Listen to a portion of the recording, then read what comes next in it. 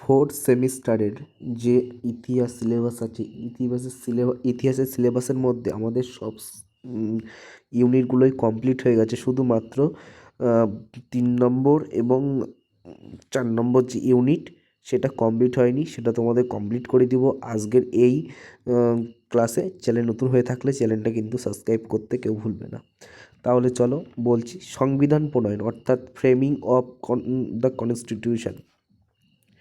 সংবিধান প্রেক্ষাপট: দীর্ঘ স্বাধীনতা আন্দোলনের পর ভারত স্বাধীনতা লাভ করে 15ই আগস্ট 1947 সালে এবং একটি গণতান্ত্রিক রাষ্ট্র গঠনের জন্য নিজস্ব সংবিধান প্রণয়নের জন্য প্রয়োজনীয়তা দেখা দেয়। ব্রিটিশ শাসন থেকে মুক্ত হয়ে ভারত এমন একটি শাসন ব্যবস্থা গড়ে তুলেছিল যেখানে জনগণের সার্বভৌম ক্ষমতা প্রতিষ্ঠিত হবে এবং মৌলিক অধিকার সুরক্ষিত থাকবে। আর দেশভাগ, সাম্প্রদায়িক দাঙ্গা ও শরণার্থীর সমস্যা মধ্যেও একটি স্থিতিশীল রাজনৈতিক কাঠামো গঠন ছিল অত্যন্ত জরুরি। আর গণপরিষদ গঠনের ভূমিকা, নেক্সট পয়েন্ট যেটা আছে, এটা তোমাদের আমি সম্পূর্ণভাবে বুঝিয়ে পড়ে দিয়েছি। এই চ্যাপ্টারটা ভালো করে তোমরা দেখো। 2 নম্বর পয়েন্ট কী আছে? গণপরিষদের গঠন ভূমিকা। 1946 সালে ক্যাবিনেট মিশন পরিকল্পনার মাধ্যমে গণপরিষদ গঠিত হয়। মোট 389 জন সদস্য নিয়ে গণপরিষদ গঠিত হলেও দেশভাগের পর সদস্য সংখ্যা দাঁড়ায় 299 এবং মোট রাজেন্দ্র প্রসাদ গণপরিষদের সভাপতি নির্বাচিত হন এবং ডক্টর বি.আর. আম্বেদকর খসড়া কমিটির সভাপতি ছিলেন। প্রায় 2 বছর 11 মাস 18 দিন আলোচনা বিতর্ক এবং সংবিধান রচিত হয়। আর আমাদের কিন্তু বিধানসভায় মোট সিট হলো 299, মনে রেখো। সংবিধানের প্রধান বৈশিষ্ট্য: ভারত যেরকম এক দাগ, ভারত একটি সার্বভৌম সমাজতান্ত্রিক ধর্মনিরপেক্ষ গণতান্ত্রিক প্রজাতন্ত্র হিসেবে ঘোষণা করায়। লিখিত বিশ্বের দীর্ঘতম সংবিধানের মধ্যে একটি। আর কেন্দ্র রাজ্যের মধ্যে ক্ষমতার বিভাজন, ফেডারেল কাঠামো। আর মৌলিক অধিকার ও রাষ্ট্র পরিচালনার নীতি নির্দেশ তথ্য সংযোজন।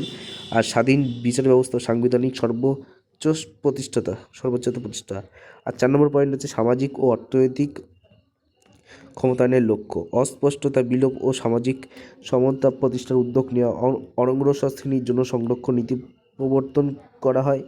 আর রাষ্ট্র পরিচালনার নীতি নির্দেশ তত্ত্বের মাধ্যমে কল্যাণমূলক রাষ্ট্র গঠনের লক্ষ্য নির্ধারণ করা হয় ও নারী পুরুষের সমানাধিকার সংবিধান নিশ্চিত করা হয়। আর 5 নম্বর যেটা আছে, নারী ক্ষমতায়ন ও গণতান্ত্রিক অধিকার। এতে নারী ভোটাধিকার, সমান সুযোগের অধিকার সংবিধানে স্বীকৃত। কর্মসংস্থান ও শিক্ষা, রাজনৈতিক অংশ নিয়ে নারীদের সমতা নিশ্চিত করার জন্য গৃহীত হয়। পরবর্তীকালে 73 থেকে 74 সংশোধনীর মাধ্যমে স্থানীয় শাসনে নারীদের সংরক্ষণ প্রদান করা হয়। আর পঞ্চবার্ষিকী পরিকল্পনা অর্থনৈতিক উন্নয়ন: স্বাধীনতার পর ভারতে সমাজতান্ত্রিক ধাঁচের পরিকল্পনা অর্থনীতি গ্রহণ করে। কৃষি, শিল্প, অবকাঠামো উন্নয়নের জন্য পঞ্চবার্ষিকী পরিকল্পনা চালু হয়। 1991 সালে উদারনীতি গ্রহণের জন্য ভারতের প্রথম বৈশ্বিক অর্থনৈতিক সঙ্গে সংযুক্ত করা হয়। 7 নম্বর পয়েন্ট, স্বাধীনতার 75 বছরের মূল্যায়ন: গণতান্ত্রিক নির্বাচন ও শান্তিপূর্ণ ক্ষমতা হস্তান্তর করে ভারতের অন্যান্য সাফল্য। অর্থনৈতিক ও প্রযুক্তির ক্ষেত্রে সেক্ষেত্রে অগ্রগতি হয়েছে, তবে বেকারত্ব, দরিদ্র, সামাজিক বৈষম্য এখনও চ্যালেঞ্জ হিসেবে রয়ে গেছে। 4 দাগ যে বিভাজন ও জাতি গঠন ও সংশ্লিষ্ট বিষয়সমূহ, এখানে আছে তোমার যে 4 নম্বর ইউনিট। এখানে কি আছে? দেশভাগের কারণ। প্রথম পয়েন্ট হিসেবে রেখেছি দেশভাগের কারণ এই ইউনিটের মধ্যে। দ্বিজাতীয় তত্ত্ব অনুযায়ী হিন্দু মুসলিম জাতি আলাদা এবং জাতিতে রাজনৈতিক ধারণা জোরদারি হয়। সাম্প্রদায়িকতা, রাজনীতি উত্থান ও ব্রিটিশদের বিভাজন নীতি দেশভাগের প্রথম প্রশস্ত হয়। 1947 সালে মাউন্টব্যাটেন পরিকল্পনার মধ্যে ভারত পাকিস্তান দুটি দেশের রাষ্ট্রের বিভক্ত হয়। 2 দেশভাগের প্রস্তাব: ব্যাপক সাম্প্রতিক দাঙ্গা, লক্ষ লক্ষ মানুষের প্রাণঘাতী ঘটে, প্রায় 1 কোটি বেশি মানুষ উদ্বাস্তু হয়ে পড়ে, অর্থনৈতিক ও সামাজিক অস্থিরতার সৃষ্টি হয়। 2 দেশের মধ্যে দীর্ঘমেয়াদী উত্তেজনার সূচনা হয়।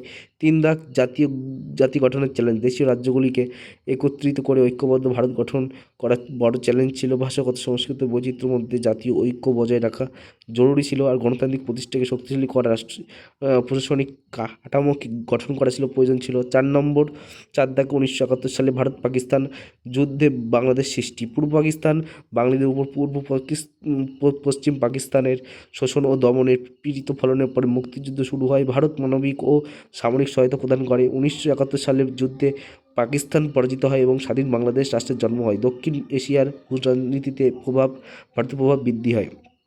পাঁচ দাগ জাতি গঠনের সাফল্য সীমাবদ্ধতা। ভারত একটি শক্তিশালী গণতান্ত্রিক রাষ্ট্র হিসেবে প্রতিষ্ঠিত হয়েছে, অর্থনৈতিক উন্নয়ন ও আন্তর্জাতিক ক্ষেত্রে মর্যাদা বৃদ্ধি পেয়েছে, তবে দরিদ্র, বেকারত্ব, আঞ্চলিক বৈষম্য এখনও চ্যালেঞ্জ হিসেবে রয়েছে। ভিডিওটা কেমন লাগলো কমেন্ট করে জানিও।